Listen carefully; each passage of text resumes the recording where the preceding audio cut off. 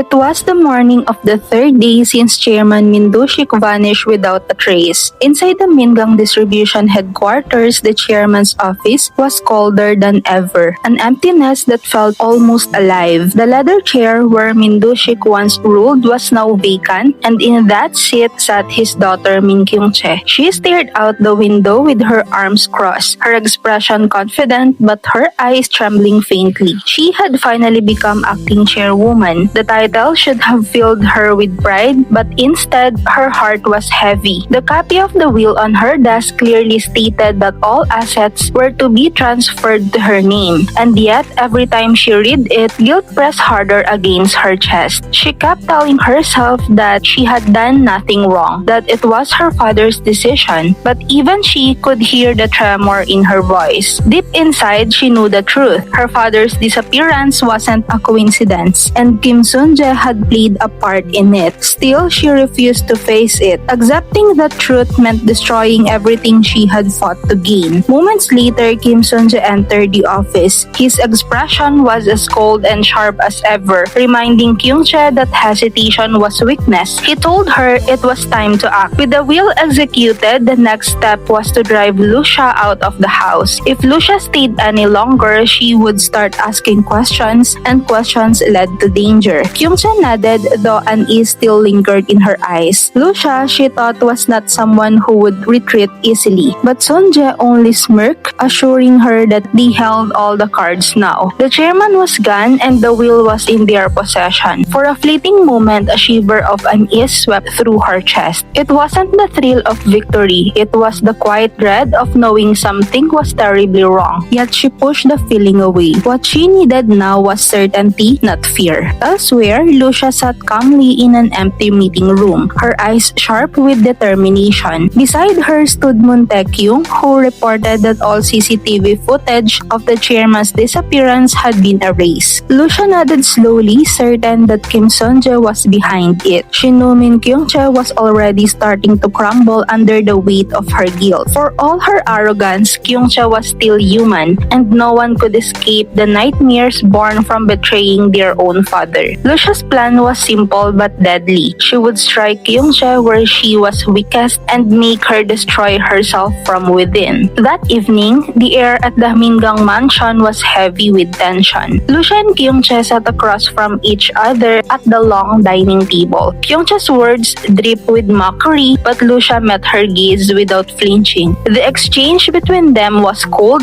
laced with hidden venom. Beneath the surface, both women knew this was no longer a family feud. It was war. When dinner ended, Kyung-che returned to her room. That night, she was haunted once again by the same nightmare. Her father appeared before her, dressed in the uniform of a psychiatric patient, his eyes filled with sorrow and rage. He reached out and wrapped his hands around her throat, his voice echoing in her ears as he vowed revenge. She woke up screaming, drenched in cold sweat, her heart pounding violently in her chest. It was only a dream, she told herself, but she knew it wasn't. It was guilt taking form and punishing her in her sleep. Over time, her sanity began to crack. It was the beginning of her downfall.